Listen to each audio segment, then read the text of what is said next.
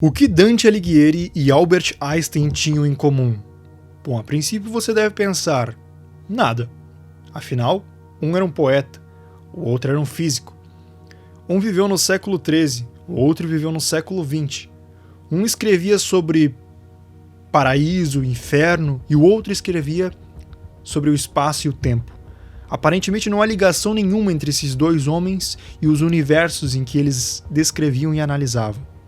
Mas, e se eu te dissesse que, separado por 6 séculos, eles imaginaram o mesmo universo? Um o escreveu por versos e o outro o escreveu por equações. E é isso que nós vamos ver agora. Em 1915, o Albert Einstein publicou a Teoria da Relatividade Geral, uma das obras intelectuais mais extraordinárias da história humana. E logo ele percebeu que suas equações não serviam apenas para descrever as estrelas, os planetas e os corpos em movimento. Elas descreviam o universo inteiro. E na época, uma das grandes questões da filosofia e da ciência era de se o universo era infinito ou se ele possuía uma borda, um final. E ambas as teorias pareciam muito absurdas e improváveis. Por quê? Se o universo fosse infinito, ele acabaria caindo em diversos paradoxos, como repetições inevitáveis, mundos idênticos, estruturas idênticas, até versões idênticas de nós mesmos, vivendo a mesma vida infinitas vezes. Afinal, é infinito. As possibilidades são infinitas, e com isso surgiria um paradoxo. Mas, se por outro lado o universo tivesse uma borda, o que existiria além dessa borda? E que sentido físico teria esse além do universo? O que poderia haver além de tudo que já existe? Para resolver esse impasse, o Einstein propôs algo que eu digo que é bastante ousado, mas bastante elegante também. Ele disse que talvez o universo fosse finito, mas sem bordas. Assim como a superfície da Terra é finita, mas não tem um fim abrupto, o universo também poderia ser curvo em si mesmo e não ter o fim, uma fronteira, um final, uma borda. Para exemplificar isso, eu te digo, imagine uma nave saindo da Terra e viajando sempre em linha reta pelo tempo suficiente, ela não estraga nem nada, ela vai viajar para sempre em linha reta. Essa nave, ela nunca encontrará uma fronteira, uma borda ou algo que ela não consegue ir além. O que vai acontecer é que ela vai chegar novamente à Terra depois de determinado tempo. Entende? Então, sem perceber, Einstein havia desenhado uma das mais belas respostas da física à angústia humana sobre o infinito. O universo era fechado, contínuo e sem exterior nenhum. Esse tipo de estrutura é conhecido como triesfera, uma versão tridimensional de uma esfera comum.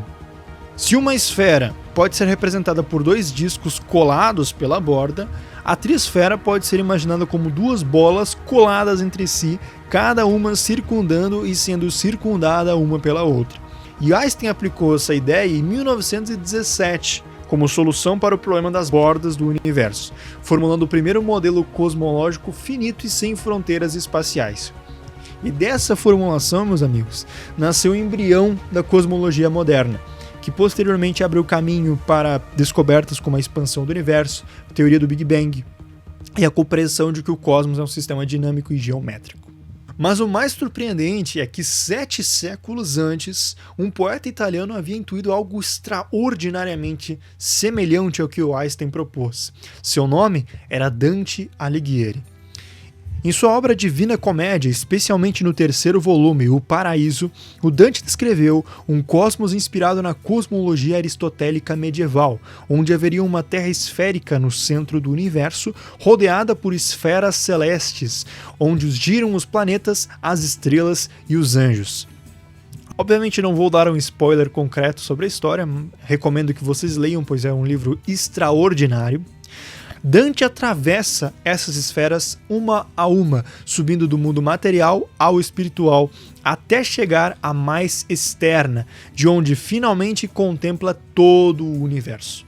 Ali, no ponto mais alto, ele vê a Terra no centro, com os céus girando ao redor, e acima de tudo, há um ponto de luz, onde é o símbolo da divindade, circundado pelas esferas angélicas. Mas o detalhe mais fascinante aparece quando Dante descreve o movimento dessas esferas exatamente dessa forma, abre aspas, cada esfera circunda e ao mesmo tempo é circundada, fecha aspas. Essa frase, meus amigos, perdida por séculos na densidade poética da obra, é a descrição geométrica perfeita de uma trisfera. E foi apenas em 1979 que o matemático Mark Peterson descobriu e percebeu a impressionante semelhança e paralelo entre a cosmologia do Dante com as equações do Albert Einstein. Mas aí você deve estar se perguntando, como um poeta medieval que viveu num tempo onde não havia telescópios, não havia relatividade, não havia cálculos o suficiente para calcular esse tipo de coisa, pôde chegar tão próximo de uma concepção da cosmologia moderna? Eu te digo, isso se deve principalmente pelo seu mestre, Brunetto Latini. Latini, em seu tratado Litresor, já descrevia a Terra como um espaço redondo, mas não a partir de analogias externas, como nós estamos acostumados a fazer ao dizer que a Terra é como uma laranja, mas sim utilizando descrições internas de como o próprio homem dentro da Terra poderia compreender essa condição da Terra. Basicamente ele dizia coisas como dois cavaleiros partindo em direções opostas acabariam se reencontrando do outro lado.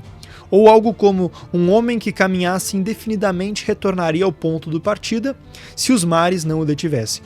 Essa forma de pensar dispensava a geometria euclidiana que viria a ser vigente na física séculos depois com Isaac Newton e, por não depender dessa geometria euclidiana rígida, abria espaço para intuições mais humanas, circulares e vivas, onde o espaço não era simplesmente uma abstração fria, mas uma totalidade interligada. De certa forma, Dante herdou essa perspectiva e traduziu em uma visão poética, antecipando uma geometria do invisível. Mas há ainda um outro detalhe que muitos esquecem. Dante deixou a cidade de Florença em 1301, ano em que os mosaicos do batistério de São João ainda estavam sendo finalizados. Se você for hoje ao batistério e olhar ao teto, você vai ver uma coisa bem surpreendente. No centro da cúpula há um ponto de luz, rodeado por 9 ordens de anjo, espelhando com precisão a estrutura do universo descrita por Dante no Paraíso. Imagine então uma formiga subindo pelas paredes dessa cúpula. Não importa em que direção ela vá, ela sempre chegará ao mesmo ponto de luz. Um ponto que parece estar acima de tudo, mas que paradoxalmente também é circundado por tudo. Essa é a intuição que inspirou Dante, um cosmos finito e contínuo onde tudo se interpenetra: Deus, homem, tempo e o espaço. E sem saber, ele havia resolvido o mesmo problema cosmológico que Einstein enfrentaria séculos depois. Ninguém sabe se Einstein leu o trecho em que Dante descreveu o universo dessa forma e se inspirou nele para descrever o universo à sua maneira. Talvez Dante nunca tenha sido lido por Einstein, mas mesmo sem influência direta, isso mostra que a grande ciência e a grande poesia são, no fundo, duas formas diferentes de ver o mesmo mistério. O físico italiano contemporâneo Carlo Rovelli resume isso de maneira brilhante em sua obra Buracos Brancos com a seguinte frase, abre aspas: ao manter a separação entre ciência e poesia, nossa cultura é tola, porque se torna míope para a complexidade e a beleza do mundo revelada por ambos. E é exatamente isso que o Beco do Polímata se propõe a ser.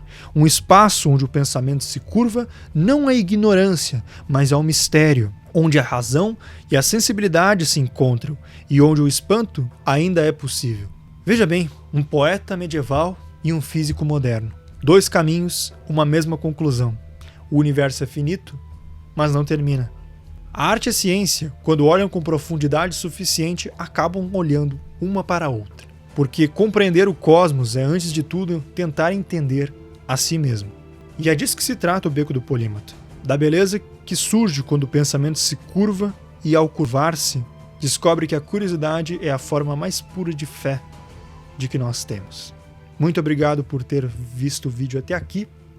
Agradeço demais. Se puder dar um like, compartilhar, colocar nos seus favoritos, agradeço muito. Eu espero que o novo formato de vídeo tenha agradado vocês. E é isso, espero você no próximo vídeo. Até mais.